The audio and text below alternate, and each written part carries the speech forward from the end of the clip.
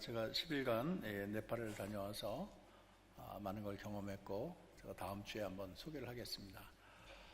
여러분 만나서 너무 반갑습니다. 옆 사람 인사할까요? 새해 복 많이 받으십시오. 네.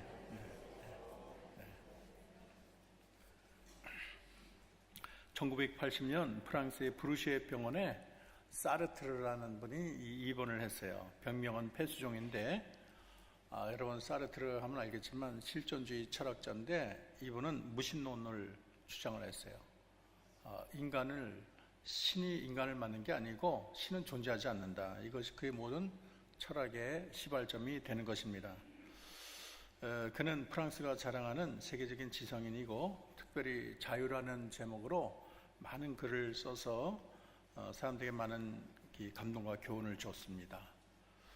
그런 사르트르였는데, 병원에 한 달 있는 동안에 소리 지르고 막 발악하고 미치광이처럼 고함을 초대했습니다.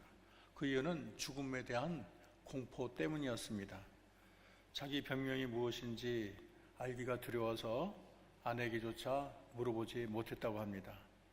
한 세대를 통해서 굉장히 풍미했던 그런 인물인데, 그렇게 크게 소리 지르고 발악하다가 1980년 4월 16일 날 병원에서 세상을 떠났습니다.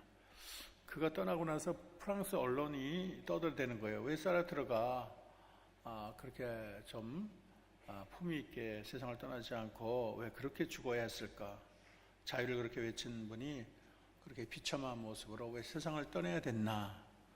근데 어떤 독자가 신문사에 투고를 해서 이런 기사가 실렸다고 합니다.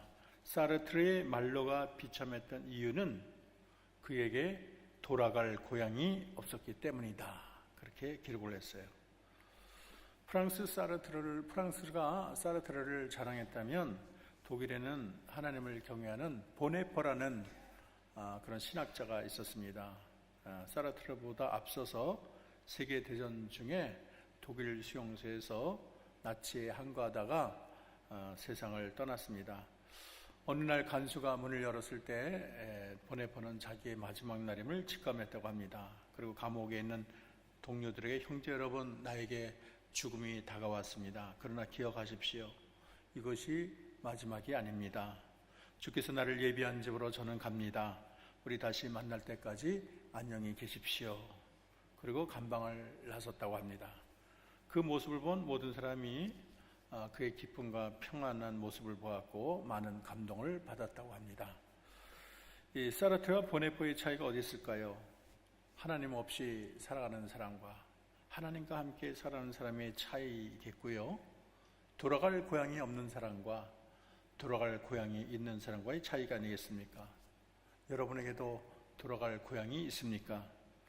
2월 5일은 우리 민족의 최대 명절이라고 하는 구정입니다. 구정은 음력의 새해 시작인데, 벌써 고향으로 가신 분도 있고, 또 앞으로 많은 분들이 고향을 찾아갈 것입니다. 그래서 고향에는 어머니, 아버지, 또 형제들, 친지들을 만나게 되면 얼마나 기쁘겠습니까? 생각만 해도 마음에 그리움이 밀려옵니다. 또 기쁨이 넘쳐납니다. 그런데 우리 믿는 자에게는 또 하나의 고향이 있는데, 그 고향은 이 땅의 어느 곳이 아니고 영원한 하늘나라가 우리에겐 고향이 됩니다. 우리가 여행을 떠나면 처음에 신나지만 어쨌든 결론적인 건 집 떠나면 고생이라는 거예요. 결국 돌아오면 집이 가장 좋더라고요. 누구든지 나는 나그네로 평생을 보내겠다는 사람 없습니다. 우리의 참된 고향은 그래서 이 세상 어느 마을이나 도시가 아니고, 진정한 고향은 영원한 하늘나라라고 말할 수가 있습니다. 우리의 나그네 삶이 다 끝나면 우리 모두 다 하늘나라 집에 입성하는 거예요. 히브리 기자는 히브리서 11장 16절에 이렇게 증거합니다. 그들이 이제는 더 나은 본향을 사모하니 곧 하늘에 있는 것이라. 이러므로 하나님이 그들의 하나님이라 일컬음을 받으심을 부끄러워하지 아니하시고 그들을 위하여 한 성을 예비하셨느니라. 그렇게 성경은 말하고 있습니다. 우리 육체가 이 땅에 흙에서 이제 나왔다면 우리 영혼은 하나님으로부터 오게 된 거예요. 그러므로 우리 인간의 진정한 고향은 영원한 아버지가 계시는 하늘나라라고 말할 수가 있습니다. 그래도 이 세상은 아버지 품을 떠난 탕자 같은 인생들이 많은데, 참 그들은 돌아갈 고향이 없기 때문에 참 불쌍하고 가련한 인생이 아닐 수가 없습니다. 그래서 키에르케고르는 인간을 가리켜 인간은 고향을 잃은 사람들, 그렇게 묘사를 했습니다. 영혼의 고향을 잃어버리고 방황하고 있다는 뜻이지요. 아무리 내가 세상에서 떵떵거리고 잘 살고 배부르고 따뜻해도 돌아갈 고향이 없는 사람은 참 불행한 나그네예요. 세상에서 잘 나가면 뭐 하겠어요? 세상에서 재벌이 되고 세상에서 뭐 대통령을 한들 뭐가 대단하겠습니까? 돌아갈 고향이 없는 사람은 영원히 불행을 겪게 될 텐데 참 불쌍하기 그지없습니다. 오늘 바울은 이 로마의 감옥에서 자신의 죽음이 가까이 오고 있다는 것을 알게 됐습니다. 그래서 죽음을 예견하고 믿음으로 낳은 아들 디모데에게 편지를 쓰는데 디모데 후서, 그래서 자신의 유언과도 같은 서신으로 일컬어집니다. 이 6절에 보면 사도 바울은 관제와 같이 벌써 내가 부음이 되고 나의 떠날 기약이 가까웠도다, 그렇게 말을 하고 있어요. 이스라엘 제사장은 이제 아침이나 저녁이 되면 두 번 이 순양을 가지고, 어린 순양을 가지고 제물을 바치는데 그 위에 포도주를 이렇게 붓는 거예요. 그래서 이거를 관제 또는 전제 이렇게 말을 합니다. 자신을 관제와 같이 부음이 되고 떠날 기억이 가까웠다. 자기 자신을 그 붓는 포도주에 비유하는 거예요. 그래서 아마 자기 자신이 하나님께 바치는 온전한 제물이 된다는 것을 설명하고 있습니다. 여러분, 시작이 있으면 끝이 있어요. 여러분이 100년 전에 없었잖아요. 여러분 없었던 데가 영원히 있었죠. 어느 날 여러분이 이 세상에 태어났습니다. 시작이 있으면 끝이 있어요.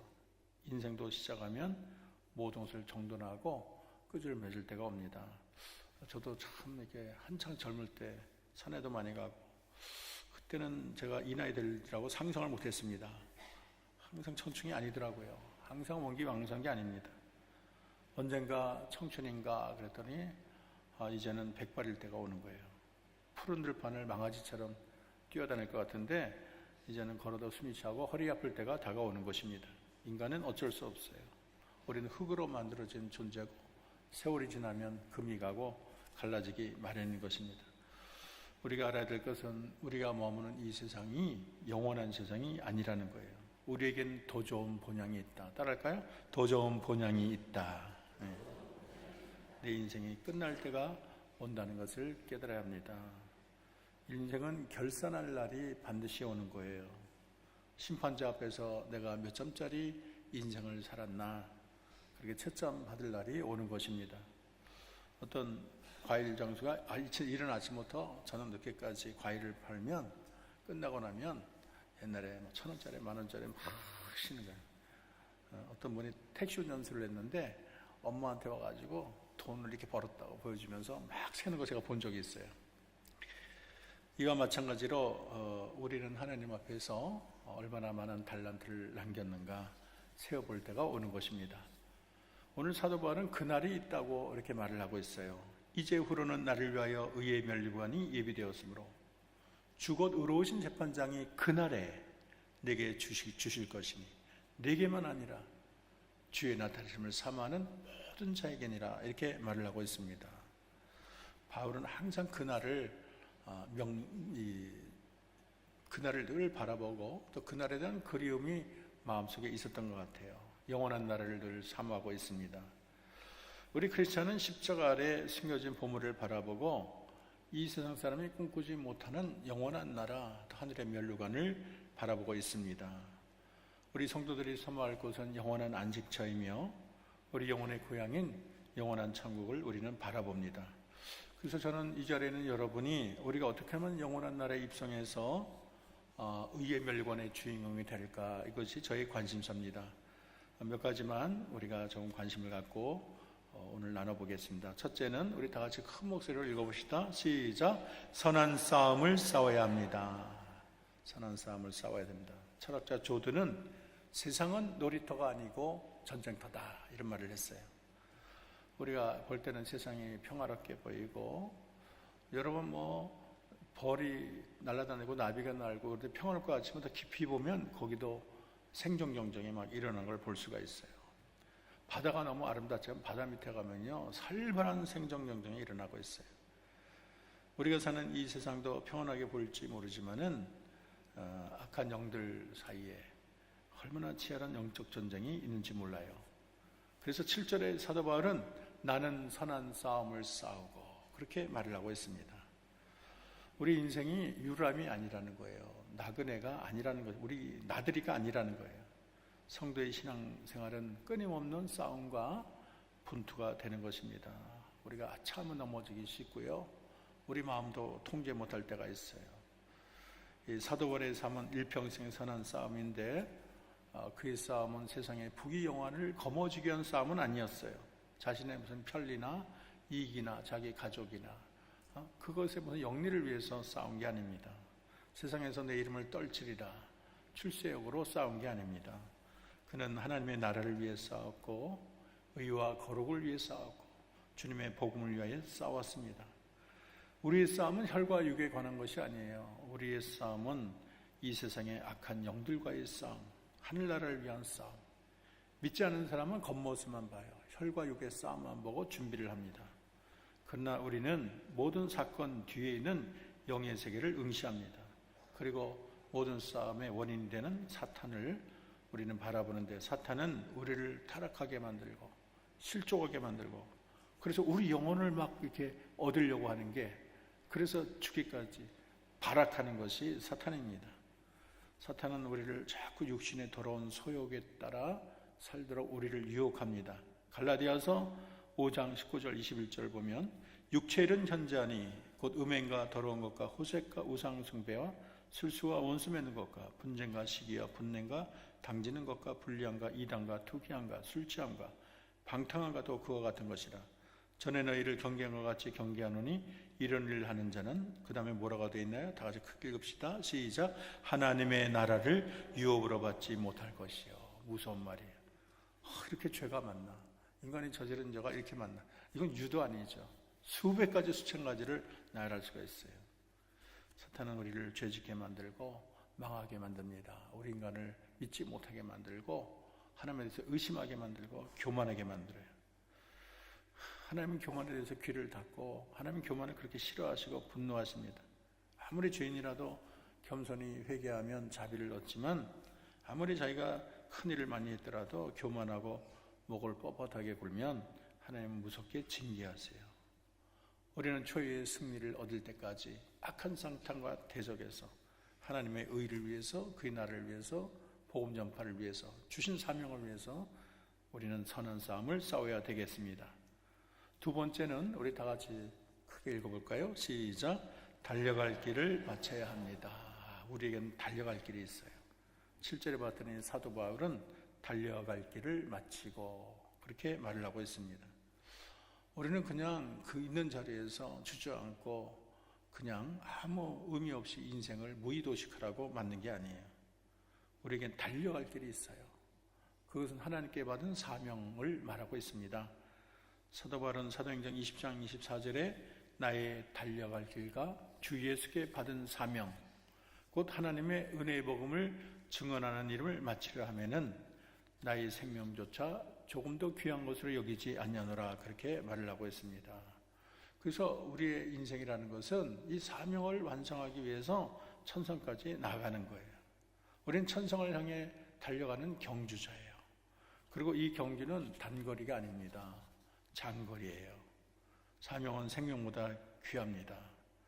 우리가 1000년을 살아도 사명을 모르고 사명을 이루지 못한 삶은 헛된 인생이에요. 주님을 핍박하다가 다메섹 도상에서 꼬꾸라진 사도 바울은 한 번 소명을 받고 나서 전생애를 변함없이 그 소명을 위해서 꾸준히 나간 사람이 사도 바울입니다. 얼마나 하나님을 향한 열정과 열심이 큰지 사도행전 21장에 봤더니 나는 주 예수의 이름을 위하여 결박을 당할 뿐 아니라 예루살렘에서 죽을 것을 각오하였느니라. 일사각오의 신앙. 나는 하나님 위해서 죽어도 좋다는 거예요. 그리스도의 복음이 전파될 수 있다면 매를 맞아도 좋고 금주라도 좋고 거지가 돼도 좋고 헐벗어도 좋고 억울한 일을 당해도 좋다. 죽어도 좋다. 이것이 사도 바울의 초지일관의 신앙이었습니다. 그리고 드디어 그는 하늘나라에 입성하고 면류관의 주인공이 되었습니다. 우리도 하늘의 표대를 향해서 끊임없이 달려야 되겠습니다. 낙심해서도 안 되고 좌절해서도 안 되고 언제나 우리는 달려야 돼요. 불굴의 의지를 갖고 달려야 돼요. 너무 쉽게 요동하는 것도 너무 주변에 상처받는 것도 문제야. 고지가 적인데 여기서 말 수는 없습니다. 좀 우리가 강해져야 돼요. 히브리서 12장 2절 인내로서 우리 앞에 당한 경주를 하라, 그렇게 말을 하고 있어요. 인내가 중요합니다. 마라톤에 가장 중요한 게 인내가 아니겠어요? 인내 없이는 오랜 세월 달릴 수가 없어요. 사실 마라톤하다 보면은 위기의 순간이 온다는, 이제는 주저앉고 싶다, 이제는 포기하고 싶다, 그걸 넘겨야 되는 거예요. 다 어떤 사람은 100m 앞두고 엎드러진 분이 있어요. 그래서 금메달을 놓친 기록도 있습니다. 우리가 모든 것을 잘 참고 견디는 자가 기쁨으로 열매를 얻게 되는 것입니다. 인내하지 않고 경주를 어떻게 달리겠습니까? 참 우리가 잠깐은 충성할 수 있는데, 잠깐은 십자가 질 수 있는데, 참 평생을 충성하기 어렵고 평생 헌신하기 어렵고, 우리 안에 너무 욱하는 게 많아서 갑자기 하나님에 대한 모든 열심을 사그라뜨리는 경우도 있어요.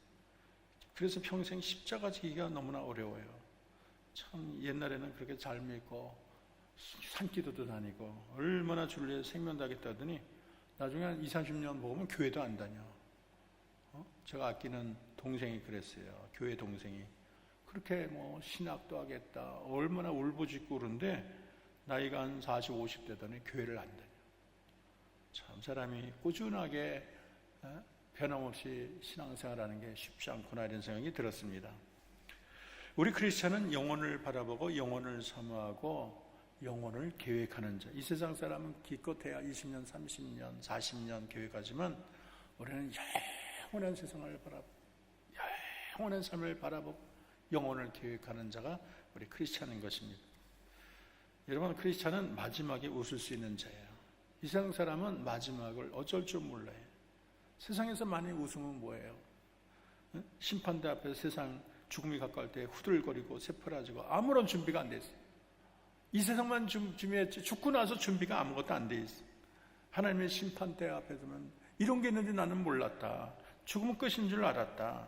그때는 이미 늦은 거예요. 숭례문은 불타도 다시 지을 수 있지만 하나님의 심판대 앞에서 실패한 인생은 영원히 그 실패를 만회할 길이 없는 것입니다. 우리네 인생이 딱 한 번이라는 것이 중요해요. 한 번 실패하면 두 번 다시 살면 얼마나 좋겠어요. 내가 지옥에 갔더라도 다시 한 번, 그리고 세상에 나와서 잘 살 다시 천국 가면 얼마나 좋겠어요. 그런 일은 없습니다. 한 번이면 끝나는 거예요. 무슨 예행 연습이 없어요.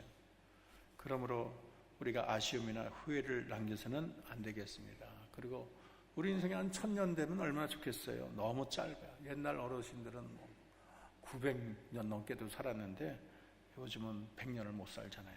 아무리 건강하고 장사가 돼도 나이가 딱 되면 돌아가시더라고요. 그래서 우리 인생이 참 청춘이 원기왕성한 게 늘 아니야. 장사 같은 것을 자랑했더라도 좀 지나가 나면 다리가 후들거리고 지팡이 짚는 것을 우리가 많이 봅니다. 아무리 성공했다 그래도 떨어질 날이 있고, 높이 올라가도 이 세상에 바닥으로 추락할 때가 있어요. 태산같이 금은을 다 모아도 손가락 사이로 그 모든 게 스르르 사라질 때가 오는 거예요. 그러므로 여러분, 우리 인생을, 이 짧은 인생, 허무한 인생을 값지게 보내는 것은 우리 하나님의 부르신 부름을 따라 주어진 사명을 잘 감당하고 달려갈 길을 다 달리는 것입니다. 사명을 위해 살고 사명을 위해 죽는 것이 얼마나 좋습니까? 달려갈 길을 달릴 줄 아는 자가 최후로 웃고 최후로 면류관을 탈 수 있습니다. 세 번째는 우리 다 같이 큰 목소리로 하겠습니다. 시작. 믿음을 지켜야 합니다. 오늘 7절에 봤더니 사도 바울은 선한 싸움을 싸우고 달려갈 길을 마치고 그리고 나서 또 믿음을 지켰으니, 그렇게 말을 하고 있어요. 믿음을 지키는 게 중요해요. 믿음이 흔들려서는, 이도 흔들리면 펑치라 그래서 뽑힘을 당하는 거예요. 여러분, 어떠한 핍박 아래서도, 유혹 아래서도 여러분 신앙이 흔들리거나 더럽히거나 신앙을 잃어서는 안 되겠습니다. 이것은 신앙의 순수성을 유지하는 것을 말하고 있습니다. 우리 주님은 이 신앙의 순수성을 굉장히 중시합니다. 마지막 날 주님은 순결을 보는데요, 요한계시록 22장 14절을 보면 그 두루마기를 빠는 자는 복이 있나니 이는 저희가 생명나무에 나가며 문들을 통해서 성에 들어갈 권세를 얻으려 함이니라 그랬어요. 우리가 하나님 예수를 믿어 두루마기를 다 입혀주셨는데, 두루마기를 빤다는 것은 주님의 보혈을 통해서 우리의 영적인 순결을 늘 유지하는 것을 말하고 있습니다. 여러분, 영적으로 보면 예수님은 우리의 신랑이고 우리는 예수님의 신부잖아요. 신부의 첫째 조건은 순결입니다. 신랑이 가까울 때가 다가오는데 몸과 마음을 깨끗히 하는 게 얼마나 중요합니까? 몸과 마음을 막 더럽히고 이리 굴리고 저리 굴리고, 하얀 세마불을 준비되는데 세마불가 다 떨어지고 등불을 밝혀야 되는데 기름이 없어요. 얼마나 문제입니까? 우리 주님은 그래서 순결을 중요하게 봐요. 요한계시록 14장에 보면 어린 양이 시온 산에 서 있습니다. 물소리, 우레소리, 검은 고소리 같은 소리가 나고 14만 4천 명이 새 노래로 주를 찬양합니다. 그런데 이들은 무서운 대환란을 피해서 어린 양과 함께 있는 14만 4천 명인데 성경은 이들을 이렇게 묘사하고 있습니다. 한번 다 같이 한번 읽어보겠습니다. 시작. 이 사람들은 여자와 더불어 더럽히지 아니하고 순결한 자라. 어린 양이 어디로 인도하든지 따라가는 자며 사랑 가운데 속량함을 받아 처음 익은 열매로 하나님과 어린 양에 속한 자들이니 그 입에 거짓말이 없고 흠이 없는 자들이라. 한마디로 14만 4천 명은 거룩하고 순결했어요. 순결한 자가 환난을 이기고 결국 구원받고 승리하게 되는 것입니다. 베드로서 3장 11절 12절을 보면 주님 오실 날을 준비하는 자에게 너희가 어떤 사람이 되어야 마땅하뇨? 거룩한 행실과 경건함으로 하나님의 날이 임하기를 바라보고 간절히 사모하라. 우리가 주님이 가까울수록 우리 믿음의 순결을 유지하는 것이 참으로 중요합니다. 여러분 아시나요? 순결의 비결, 순결을 유지하는 비결은 복입니다. 믿음을 지키고 신앙을 순결하길 원한다면 세상의 욕심을 포기할 줄 알아야 돼요. 세상의 자랑도 포기해야 되고 세상의 허영도 포기해야 되고 세상의 욕망도 포기해야 돼요. 내가 죽어야 돼요. 그런 데 대해서 내가 너무 세상 욕심에 빠져 있으면 참 믿음 지키기가 어렵습니다. 멸류관의 주인공 되기가 너무나 어려워요. 땅만 바라보고 하늘에 있음을 바라보지 못하는 자가 얼마나 불쌍합니까? 어떤 사람이 길을 가다가 동전을 줬는데 너무 재밌어가지고 평생 목이 굽도록 땅만 바라봤다는 거예요. 평생 뭐 볼펜도 줬고 동전도 줬고 지폐도 줬고 별별 걸 많이 주셨다 그래요. 그러다가 인생을 마쳤는데 그는 푸른 하늘과 해와 달과 별을 안중에 없고 땅만 바라보다가 세상을 떠났습니다. 성경에 이제 롯의 아내가 그런 자인데요. 성경은 롯의 아내를 땅에 매이는 자로 묘사하고 있습니다.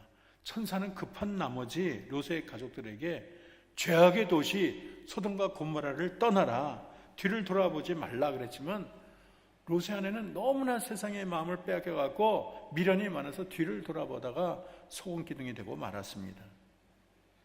영국의 단칸방에 춥게 살면서 쓰레기통을 뒤지며 음식을 먹고 그런 살던 노파가 있었는데 그 노파가 세상을 떠났어요. 아이고 어떻게 인생이 이 모양이냐, 거지같이 살다가 너무 불쌍하게 세상을 떠났구나 놀랐어요. 왜냐하면 벽장과 베개 속에 수백만 불이 발견된 거예요. 모두가 깜짝 놀랐어요. 아니 이 할머니가 이렇게 재산이 많은데 이게 신주단지 뭐지 우상이 돼가지고 쓰질 못하는 거야. 너무 아까워서 쓰려고 하면 손이 벌벌 떨리는 거야. 그러니까 그 많은 재산을 가지고도 거지로 살다가 거지로 세상을 떠난 것입니다. 우리가 이렇게 두 주인을 섬길 수가 없는 거예요. 이 세상의 재물이 우상이 되어서는 안 되겠습니다. 우리가 천국을 위해서는 이 세상을 포기할 줄 알아야 돼요. 세상의 욕망을 포기할 줄 알아야 돼요. 삶의 방식이 달라지고 시선이 바뀌어야 됩니다. 육신의 눈이 닫히고 영의 눈이 뜨여야 되겠고, 또 육신의 귀가 닫히고 영의 귀가 열려야겠습니다. 이 세상 창고보다 하늘나라 창고의 귀중함을 알아야 되겠습니다. 마지막으로 우리가 의의 멸관의 주인공이 되는 비결, 우리 다 같이 한 목소리로 크게 읽겠습니다. 시작. 주의 나타나심을 사모해야 합니다. 여러분은 예수님이 오늘이라도 오시면 쌍수를 들고 할렐루야 주님 오십시오, 내가 주님을 환영합니다, 어서 오시옵소서 환영하기 있겠습니까? 어떤 사람은 아직 안 돼요. 주님 아직 준비가 안 됐어요. 지금 오면 큰일 납니다. 좀 연기해 주세요. 여러분 어떤 위치입니까? 이렇게 주의 나타나심을 사모하는 신앙을 마라나사 신앙이라 그래요. 아멘 주여 어서 오시옵소서. 따라합시다. 아멘 주여 어서 오시옵소서. 얼마나 준비가 됐으면 주님이 오는 게 너무 반갑고 기다렸습니다. 내가 얼마나 사모한지 모릅니다. 그렇게 말할 수 있겠어요. 초대교회 성도들은 혼란과 핍박 가운데 주님을 사모했어요. 그래서 주님이 금방이라도 재림하기를 그렇게 간절히 기다렸습니다. 마라나사 신앙은 주님이 오늘 오시려나 내일 오시려나 늘 깨어서 주님을 사모하는 신앙을 말합니다. 그래서 주님의 나타나심을 사모하는 이 마라나사 신앙은 깨어있는 신앙이에요. 물론 예수님이 언제 올 줄 안다면 다 깨어있겠죠. 이 세상의 문제는 예수님이 언제 오는 줄 모른다는 거예요. 도둑이 언제 예고하고 오는 적이 있습니까? 우리가 방심할 때 도둑이 와서 집안 물건, 귀중품을 다 가져가는 거예요. 마찬가지로 주님은 도적같이 오시겠다 그렇게 말을 했어요. 생각지도 않은 시간에 오는 거예요. 우리가 도적같이 오실 주님을 기쁨으로 맞이하기 위해서는 우리가 영적으로 늘 깨어 있어야 합니다. 늘 기도와 말씀으로, 경건한 삶으로 우리 영혼을 새롭게 해야 합니다. 깨어서 기름과 등불을 준비하고 성령의 능력에 충만해야 됩니다. 참 옛 어른들은 산기도도 많이 하고 나무 뿌리 잡고 참 기도원 같은 데 가면 새벽인데 쫙 치고 참 대단한데 그런 영성이 많이 사라졌어요. 너무 아쉬워요. 참 이렇게 교회가 기도로 불붙고 막 배우는데 열심히 으쌰으쌰해야 되는데 너무 조용한 것도 문제예요. 마라나사 신앙은 주님을 더욱 사랑하고 사모하는 신앙입니다. 주님 만날 날이 그날이 가까울수록 애쓸 것은 우리가 주님을 더 사랑하는 거예요. 형제자매를 더 사랑하는 거예요. 주님이 오실 때 누구를 기뻐할까? 우리 주님을 사랑하는 자를 기뻐하겠죠. 주님은 다 알아요. 누가 나를 진정으로 사랑하는지, 누가 형식적으로 사랑하는지, 의무적으로 다니는지. 주님 너무 사랑해서 매일 입으로 주님 사랑해요, 너무 좋아요. 사랑하면 저절로, 사랑한다는 말이 저절로 계속 나오는 거예요. 주님이 하늘 권세 능력으로 천사장과 나팔 소리로 이 세상에 올 때 쌍수를 들고 주님을 맞이할 자는 일편단심 주님을 사랑하는 자가 아니겠습니까? 저는 우리 가슴 속에서 하트가 사랑이 넘쳐 흐르고 날이 갈수록 그 사랑이 우리를 완전히 지배를 해야 되는 것입니다. 늘 깨어서 주님 오실 날을 고대하고 순결한 세마포로 단장하고 주님만 사랑한다면 우리 모두 아멘 주여 어서 오시옵소서 환영하게 될 줄로 믿습니다. 여러분 이 세상이 다가 아니에요. 너무 없다고 낙심하지 마시고 너무 가졌다고 우쭐댈 필요도 없어요. 이 세상은 금방 가요. 영원한 나라가 있고 영원한 상급이 있다는 걸 아셔야 돼요. 어떤 사람은 NLTC였더니 얼마나 이분이 수가지 병 듣고 다 죽기 직전인데 어떻게 살아나가지고 그 교회에 그냥 몇백 명을 전도해서 온 간증을 제가 들어봤어요. 제가 아는 장로님은 사형리를 가지고 1000명을 전도했다는 거예요. 예수 영접한 게 1000명. 근데 몇 년 지나고 봤더니 2000명을 했다는 거예요. 사랑의 교회 가서 막 간증도 하는 거 봤어요. 우리가 욕심이 있어야 돼요. 이 세상에 달하면 이렇게 욕심을 가질 필요가 있습니까? 근데 영원한 나라가 있고 영원한 상급이 있고 하늘의 면류관이 있기 때문에 우리가 욕심을 가져야 됩니다. 우리가 천국을 욕심내고 면류관을 욕심내고 하나님을 욕심내야 하는 거예요. 이 세상의 상급은 따라갈 때는 좋아요. 근데 정상이 오르고 나면 이게 허전해. 1등의 허탈감이 있어요. 하나가 이것 때문에 온 생애를 바쳤나 그래요. 세상의 월계수는 나뭇잎으로 만드는 관에 지나지 않아요. 우리가 금메달을 따도 유리 관 속에 집어넣으면 다 먼지 타고 내가 이것 때문에 평생을 바쳤나 할 때가 있어요. 그러나 하늘의 면류관은 영원히 나의 기쁨이 되는 것입니다. 우리가 이 세상을 떠날 때 주님 앞에 서는 날 천군 천사 수많은 성도들의 박수 소리를 받아가며 여러분의 이마에 의의 면류관, 생명의 면류관을 딱 받는다면 얼마나 좋겠어요. 그때가 아마 최고의 시간이 될 것입니다. 이 세상이 다가 아니라 그랬어요. 면류관은 모든 사람의 것이 아닙니다. 우리의 천국은 믿음 하나로 들어가지만 면류관은 땀과 헌신과 노력이 있어야 되는 거예요. 천국 가면 됐지, 구원받으면 됐지, 무슨 볼성사납게 면류관까지 바라냐. 너무 점잖은 신앙 같지만 참 대단해 보이지만 하나님 그런 신앙 별로 안 좋아하세요. 하나님이 여러분을 위해서 면류관을 준비한 데는 다 의미가 있어요. 하나님이 만든 걸 귀히 여길 줄 알아야지. 하나님의 축복을 우습게 여기는 것은 에서가 장자의 축복을 팥주광고리에 파는 것과 마찬가지예요. 하나님은 하나님의 백성들이 어린아이처럼 천국을 탐내고 천국의 집을 탐내고 천국의 면류관을 탐내기를 원하십니다. 욕심이 있어야 돼요. 이 세상 일에는 욕심이 없어도 좋을 줄 모르지만 하늘나라에 대해서는 욕심이 있어야 되는 거예요. 거룩한 욕심이 필요한 것입니다. 우리가 상상을 초월하는 그런 놀라운 이유가 있기 때문에 다 준비하는 거예요. 우리는 면류관이 얼마나 귀한지, 하늘의 집이 얼마나 좋은 건지 우리는 잘 몰라요. 어린아이에게 무슨 몇십 년 후의 일을 얘기하면 애기들이 뭘 알겠습니까? 사탕 하나 주면 좋아하지. 크고 놀라운 계획을 말해도 어린아이는 이해를 못해요. 이제 말을 맺습니다. 우리의 본향은 이 세상이 아닙니다. 우리는 영원한 나라를 향해서 달려가는 경주자입니다. 우리 앞에 영원한 즐거움이 있다는 것을 우리는 생각해야 되겠습니다. 우리 영원한 본향은 하늘나라며 우리를 위해 예비된 하늘나라 집이 있고 면류관이 있다는 걸 알아야 되겠습니다. 우리의 영원한 소망을 주시는 하나님을 찬송합시다. 우리가 가게 될 영원한 본향을 바라보며 어떠한 순간에도 낙심하거나 좌절하지 말고 주를 위한 헌신, 주를 위한 경주에 최선을 다하는 저와 여러분 되기를 주의 이름으로 축원합니다. 기도하겠습니다. 하나님, 비록 오늘의 삶이 힘들고 쉽지 않을지라도 우리에게 영원한 고향이 있다는 것을 잊지 말게 하옵소서. 우리도 바울과 같이 인생의 마지막을 잘 준비할 수 있도록 도와주옵소서.